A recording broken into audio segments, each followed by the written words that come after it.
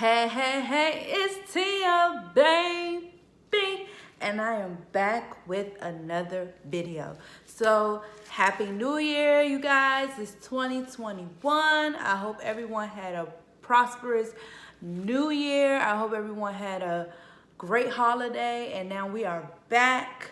So, I know it's been a minute since I've done a video, about a week. But I needed, I needed to spend time, with my family, with myself and all of that. So, yeah.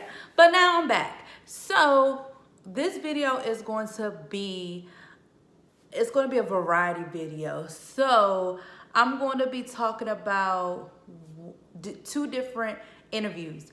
And the first interview I'm going to be talking about is the the actor that played Chris Perez in the the Selena series, Jesse Posey. So I came across YouTube, I think it was in my suggestion feed or something on YouTube, and I was just like, let me look at what he got to say. So I watched it, and it was cool, but it wasn't nothing bad. So I'm gonna show you guys a clip on what he talked about, reference of how he got to know the Chris. Driven he was by her and how driven he was by music. And so I kind of just, I looked at all of his interviews, I read his book, and then I had to practice a lot of guitar. So you really, you really are playing guitar. Yeah, I mean, we're playing to a backtrack, so you're not hearing the real voice, or we are hearing Selena's real voice. You're hearing all the real instruments, but yeah, we all had to learn. We can't just be putting our hands in random places. So we all did. Noemi on the drums, the two keyboard guys, Gabe on the bass. Yeah, we had a music guy in LA that would work with us before we came out, and then we had a music guy there that would work with us.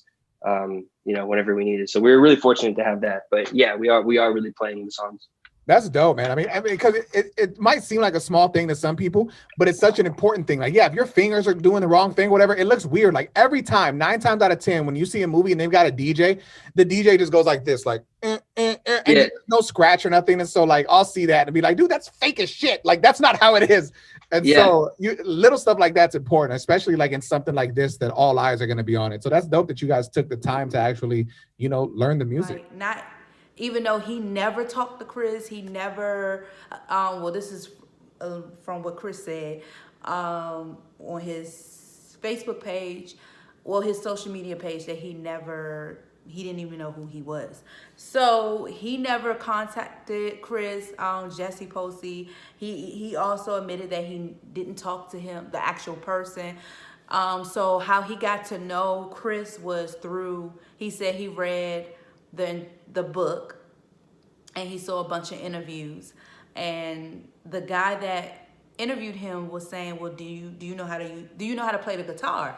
And he said yes, but they still use the actual music and the voices from the actual band play in the series. But he said that they had to get a music guy to teach him and the other actors who were in the band to know where to put their fingers at, and so it looked like, give the illusion that they are actually playing. But he said by them doing that, he learned, how to play it, but he wasn't actually playing. You didn't hear him the tunes from his playing. You heard the actual guitar from what Chris was playing. He got taught how to, maneuver his fingers on a thing. So you guys watched the clip on, basically everything I just explained. So this is my opinion about this. I feel as though, okay, yes, that's fine that you did some research and you read the book and you looked at some interviews. That is something that, a YouTuber or interviewer, or, someone that I'm like what I'm doing, or like somebody that's like interviewing somebody, you interviewing the person just so they can get an understanding of who they are before they talk to the person. But I don't think that that's all that Jesse should have done if he was playing somebody, because I feel as though, to me, I feel as though to make an effective performance, I feel like you should, if the person is living, I feel like you should spend time with the person as much as possible, or at least people that's close to him, that know him, you know, if he wasn't, you know, available at all times. I mean, that's why I said the movie, even though the movie only showed the stardom part of Selena and it didn't show the whole entire lifetime of her, at least we got, you know, a glimpse of reality, to reality. And they were as close as the real deal as you can get, because they all spent time with the actual family. They stayed at the house. They talked to the family. They went through pictures, like personal pictures, not pictures that they got from the internet, but personal pictures, like from them being around the family. And I'm not saying, like I said, I'm not downplaying the series. It is what it is. It's cool. It's whatever. But I will say that by him just getting information about Chris from the internet and from reading the book is not, I feel like that's the bare minimum.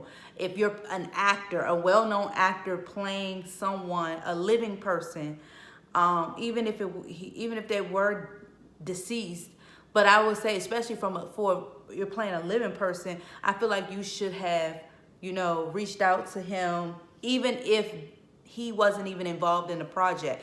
I feel like he should have, you know, reached out to him on his own time and, you know, asked him, you know, I'm supposed to be playing you. Hey, I'm Jesse Posey.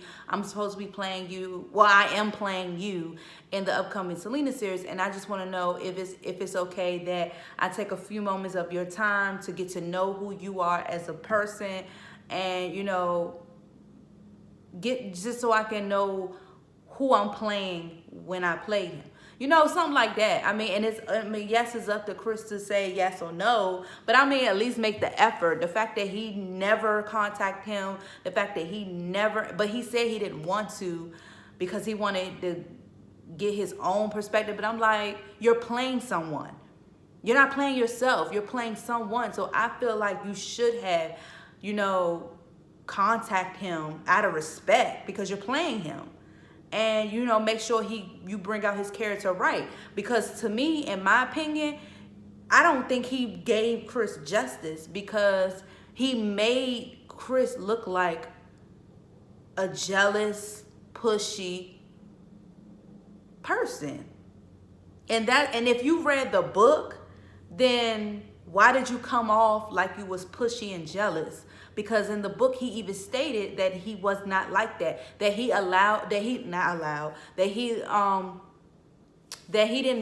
didn't mind Selena being Selena. He preferred her to be herself.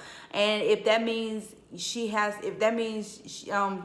received kisses from fans on her cheek, or she hugging other men, you know, as fans and stuff, then he let her do it, because that's a part of her job. He would never try to come between her and her job. So I don't understand how you must didn't. I feel like if he read the book, then he did not read it thoroughly. He should have read it multiple times, because like I did, I read the book at least over 6 times. And because every time I read it, I found something new. And I'm going to read it again eventually. But I feel like he must only read it once, because if you read it thoroughly in and out, I wasn't the only one that felt that he came off a little jealous and pushy, because he never displayed that type of character, even in his performances. Now, I have not watched every single performance that Selena y Los Dinos have done. I've watched a few, and the ones that I've watched, he never came off like possessive or jealous. Now it was this one performance where I did a reaction and I was saying, he looked a little like he was a little mad when the guy like leaned over and kissed him. But I mean, he probably wasn't even stunting that. He probably was just in a daze. It just looked like he was staring him down. But he probably wasn't even staring at him. He probably was just in another world, like he's always been. But like I said, other than that, and I made light of the situation, I made fun of the situation, and check that video out. But other than that, he never came off like that. And even she stated that she stated that in the interview, that they never, neither one of them ever is jealous of each other, or they're never like come off like, oh, you can't do this, you can't do that. That they are very trustworthy of each other and they respect each other. And so as individuals, as partners, as co-workers, whatever, that's how they are. And as friends, that's just how they are. And she stated that, not in these very thorough words, but she stated that, and he stated that. So he did not read that book thoroughly. But I will say, on a positive note, after looking at that interview, he does look like Chris back then. He kind of favors him. I just wish, the only thing that threw me off is the wigs.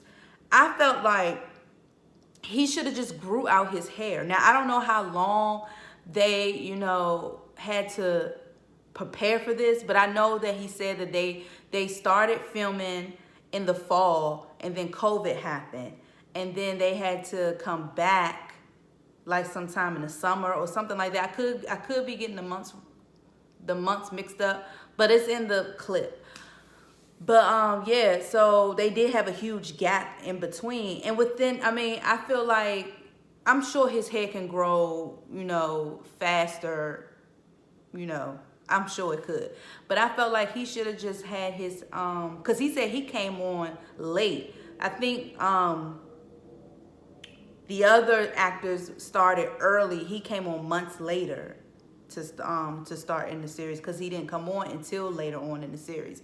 But I just felt like that's what threw me off, is the wig. I think if he would have just grew out his hair, or like I said, do what they did in the movie where John Seda, he didn't grow out his hair. They just added extensions in the back, even though I can tell they were, but it was still a little more natural than the wig in the series. They could have just did that. Just let him grow his hair out a little bit, like to the point where at his neck, and then added some curly extensions in the back and put in a ponytail. That way it'll look more natural. And you would say, yes, he looked like Chris. I think he does look like Chris a little bit now that he had his regular hair, but that wig just threw me off. So that's that. On to the next. Now, I also looked at an interview that a studio did. I'm going to talk about that one in another video, maybe next week, because I have to find the footage that I screen recorded to add onto the video, and I don't think I still have it. So I will possibly talk about that interview next week. So on to the interview with Chris. Chris did an interview with a radio station. And he's friends, and I watched, it's a 3-parter, and he's friends with both of them. I think one of them was Carlos. I forgot the other guy's name, but he known Carlos since they were in high school, or they were teenagers. And the other guy, he known him since they were in they known each other since they were in elementary school or something. So, but I ain't gonna lie, if you have not looked at the interview, then click off here and go check out the interview. But and I'm gonna assume that you did. So the ones that did watch the interview, I'm just saying here, that Carlos person, I think his name is Carlos or Carlito, one of the two, but he talks too much. This interview was about Chris. Now, mind you, maybe Chris is used to it, because like I said, they all know each other for a very long time. So it was more of a relaxed interview, meaning that it was not a professional interview. It was more of just friends conversing with each other.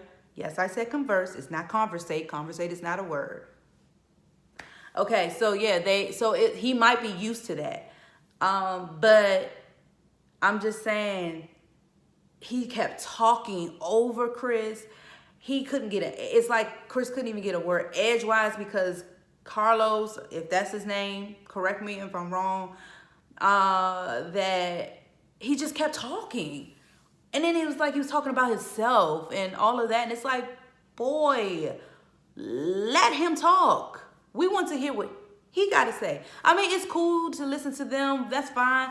But the headliner is Chris Perez. So let us viewers hear what he got to say. But Chris was being nice as he always is and, allow them to talk, whatever. Because after a while, he looked like he was zoned out because they kept getting off topic and talking about other stuff, which was fine because, like I said, it's friends talking amongst each other. So that's what you do when you're around friends. So they were talking about the first thing they were talking about. Because I remember I did talk about this subject in the AB video that I did. Check that video out where people were wanted me to do a video about AB when he said the N-word, and people thought that I was going to be, probably thought I was going to be upset about it, but I wasn't because I felt like it was okay for him to say it. He wasn't saying it in a derogatory manner, and like I said, Hispanics can say the N-word because they're closer to the black culture than any other culture, and they grew up kind of Hispanics. Most Hispanics grew up the same way African Americans grew up. And a lot of Hispanics and African Americans grew up with each other. And basically this video explains it. All that kind of stuff. On that topic, I saw Chappelle's opening. The monologue on Saturday Night Live, right? Great monologue. And he says a lot about the N-word. Yeah. Right? I can't believe they let him drop like that. Okay, but check it out. TV, of course, he can say that. Yeah, I knew he's Chappelle. But I didn't know that. And I'm sure whatever. But here's the thing about it, is that for me being a kid, from then to now, the age that I'm at, to hear that, like, when I was growing up, I grew up with black guys. Yeah. Guys from the projects taught me how to play basketball. My best friend was black, all of that. We could say that to each other. I would say that. Yeah. I could say it because you know what they would call what they would call me? Wow. Yeah. Wetback.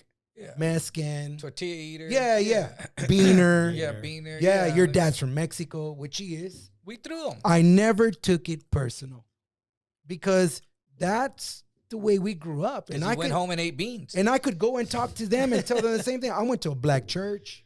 I went through all of that. Yeah, sure. And my point is like to see like now it's wrong to verbally say something. It will fucking create some shit. Yeah, I mean, yeah, everyone's liable to end up on the chopping block. I freaked out when Papa John got stripped of his position at Papa John's. Now Shaq's in charge. As he should have. Because when you're in a position like that, that's a different thing.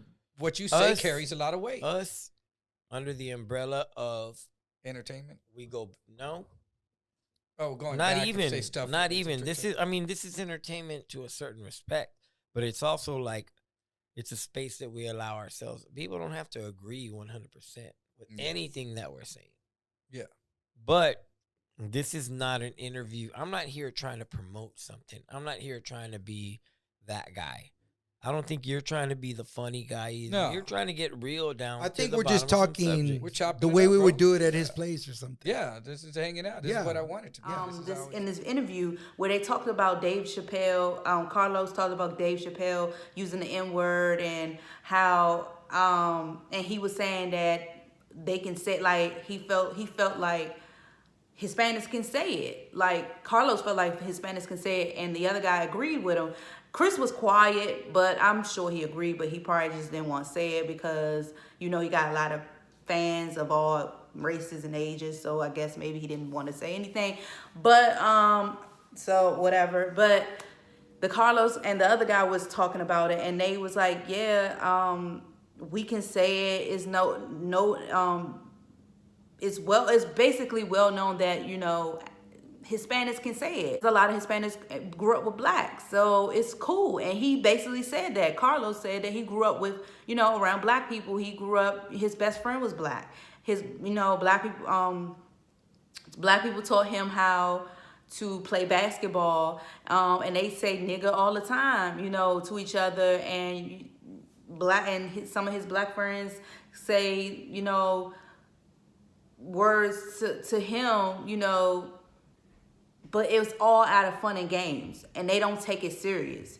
And that's how I felt. I didn't feel upset or any way about it, because nigga and nigger is two different meanings. Nigger is derogatory, and that's usually come from history, where white people will use that word to belittle black people, and that's what they call black people. Nigga with an A is a sign of endearment. Sometimes you can use it in a negative term, but most of the time that's just another word for a homie, friend, or that person, or person, whatever. But it's not really derogatory. It's mostly in a positive manner, and Hispanics and blacks are well known to use it, and it's okay. And so, that kind of supports my video that I did about AV. So down with that, and I will show a clip about that. Also, they talked about, which was interesting to me, and I did not know. So in this clip, he talks about, actually, let me show you the clip first. What? Yeah. What the fuck ever? Destroy it. And there are moments of, I mean, it's all fun, I'll say that, but there are moments where You get that. but there are also moments that are complete 180, and we've lived it, and he's been there with me through it, and which leads, he's talking about this HEB. So there was a time, maybe 6 years ago, Yeah. where I didn't have a penny to my name, bro. Like, I was paying my bills. I had money to pay, child support, car payment, To sustain cell your phone, meager life. But that was it. yeah, the And basic necessities. Huh? Yeah, and child support ain't for me. Oh. Is so it's I like got out of prison owing 60-something thousand, a Corvette. You came out of prison with what? $60-something thousand in child support debt. Oh, I thought you said a Corvette.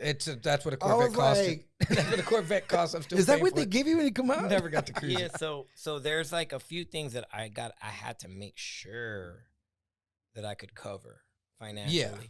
And the rest was nothing. And everybody around me had more money than me. I mean, spending cash, like even just to eat fucking lunch. Like sometimes I would tell this dude, Subway. seriously, I have no fucking You didn't want to spend and splurge on. no, on lunch I when didn't you have could- it. Yeah, I didn't fucking have it. and you were supposed to be the rock star, and everyone Come else to is find looking like out- a baller. Come to find out now, that's what really pisses me off these days, is that I find out how things were being handled on the other side of things, the whole back from my past and history, and Mm-hmm. how money should have been coming in. Mm-hmm. I didn't know any of that at the time. You're a kid, And man. now I know it, and it really pisses me off that I got penalized and hurt because I wasn't getting what I should have rightfully been getting. But I say all that to say that, the love of my friends and family and everything sustained me through all that. And there's a lot of funny stories because people don't understand that and they don't see that.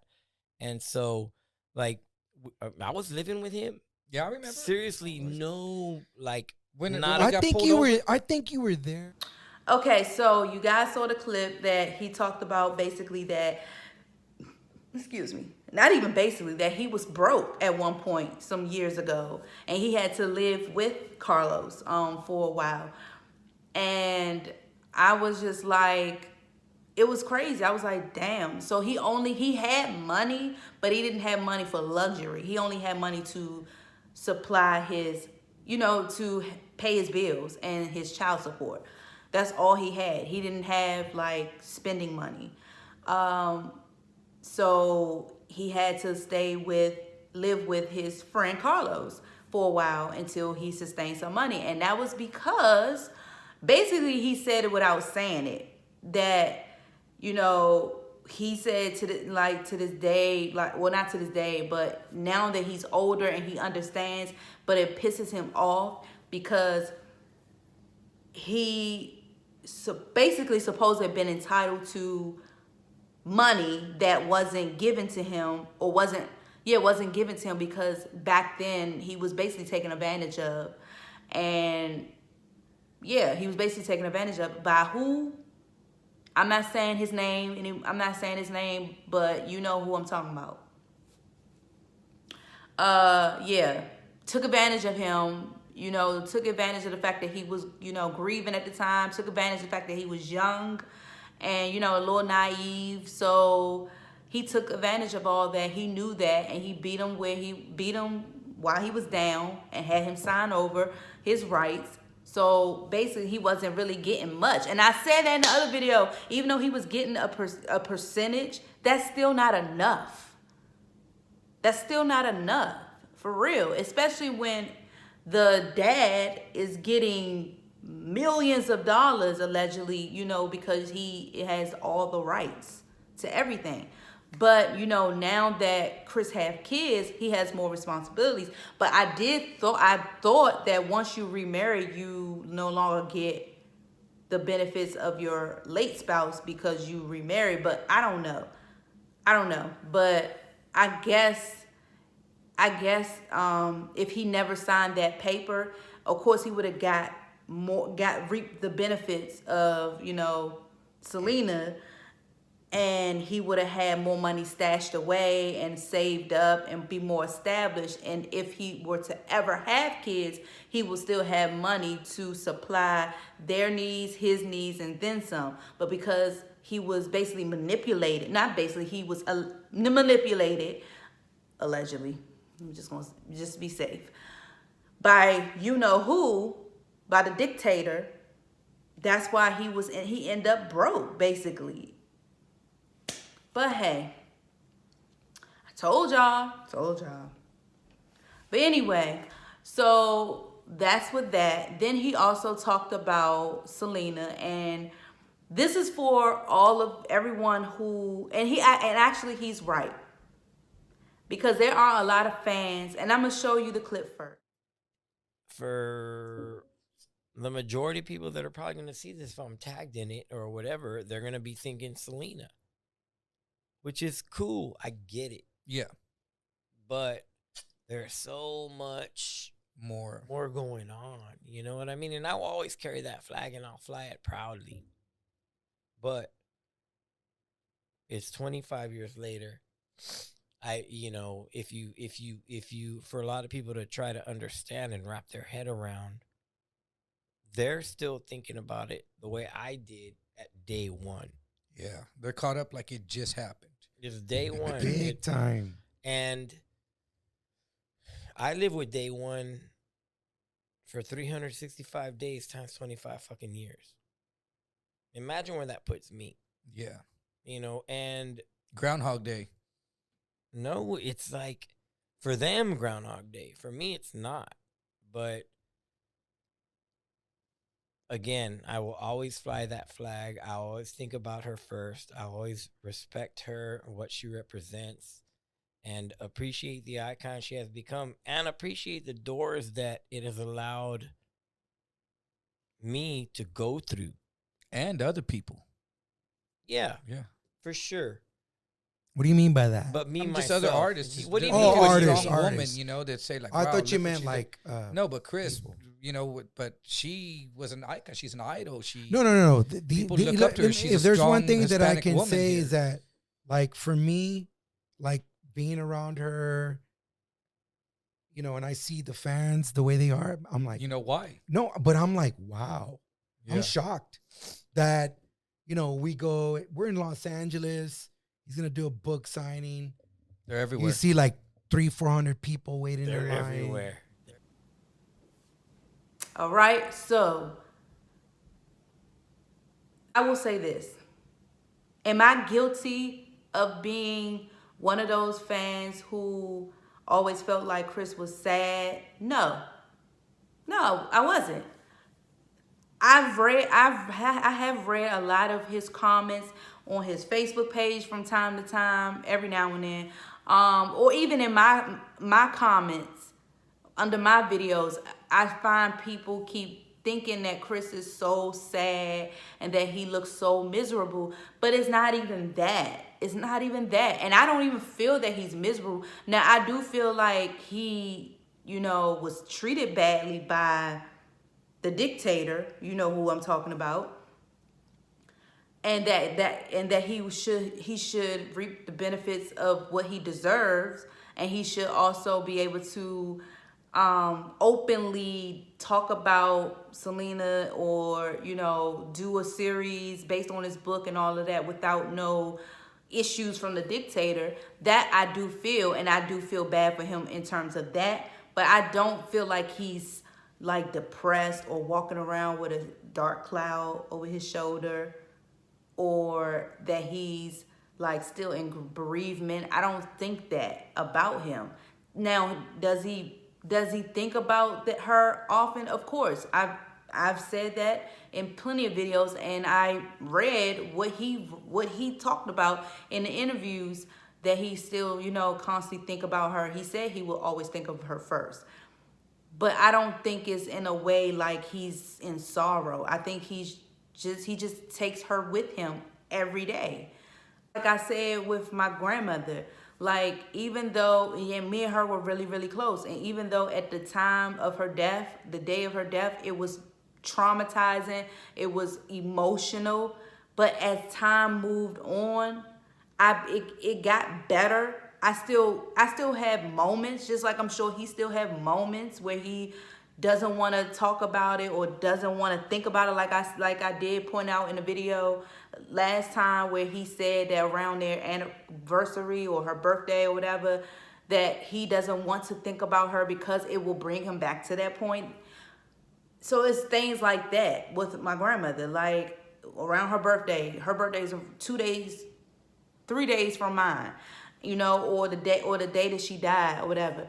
I don't, it's not, it's a bitter moment, when, especially on the anniversary of her death, but it's also a bittersweet moment on the anniversary of her birthday, because we share similar birthdays. But it gets better over time, but you never forget. And that's basically what Chris is implying. It gets better with time, but of course he would never forget.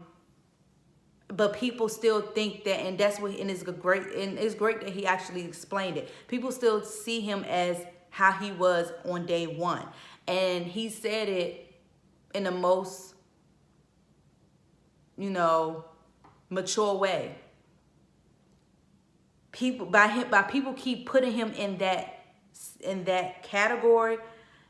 Imagine how that makes him feel. That won't people won't allow him to grow or move on properly, like not move on like move on with another person, but I mean move on like in terms of like being okay, because everybody constantly keep putting him in this bubble that he is still in bereavement, and he's not. And he basically was trying to make that clear. He said he will continuously vouch for Selena. But he's no longer in pain. He's no longer in sorrow as if he was when she first passed away. So people need to stop putting that in the comments. Oh, he looks so sad. Oh, this. He still grieves over her. No, he doesn't. He's coping with it. He's dealing with it, but he's not in sorrow. He's happy. And then, like he said, it's more than just Selena with him. Everybody, and I will say I take responsibility for that as well, because when I see him, I see Selena, but like he said, it's more to him than just Selena. It's not just Selena. I mean, he was here before Selena, literally. That he's older than Selena, but yeah. So. But a lot of us know him from Selena, and he's cool with that. But he's just letting people know, all of us know, that it's more than just Selena when it comes to Chris Perez. So, like I said, y'all need to watch that interview and all 3 parts throughout, just so you can get a better understanding of who he is, because I did. I mean, even though I got a good understanding of who he is in the book, but not exactly. I only got a better understanding of who he is as a husband to Selena. But this interview, you know, he's cool. And oh yeah. So somebody in the comment section on one of my videos was like, I'm too vulgar to be talking about Selena. Now listen here. If you watch those 3-part interviews of Chris Perez, he has a vulgar ass mouth himself, more vulgar than me. Every other word was a cuss word. And I'm sure he was doing that with Selena. I mean, that doesn't mean anything. I'm sure that, I mean, most men do cuss a lot. Like, especially more than their wives. So I'm sure she was used to it when she was with him, when they were together. I'm sure he was cussing and carrying on, you know, with her, and she blocked it out of her head. She probably didn't, but it said, I saw some type of passage that said that she'll cuss when she's very, very upset, but she doesn't use it as a constant vocabulary. And like I said, that's how I am. That's how I used to be. I will only cuss when I'm pissed off, but because, you know, I'm around my boyfriend a lot, and he cusses a lot, and his family cusses a lot, so I adapted to that vocabulary, so now it just comes out natural.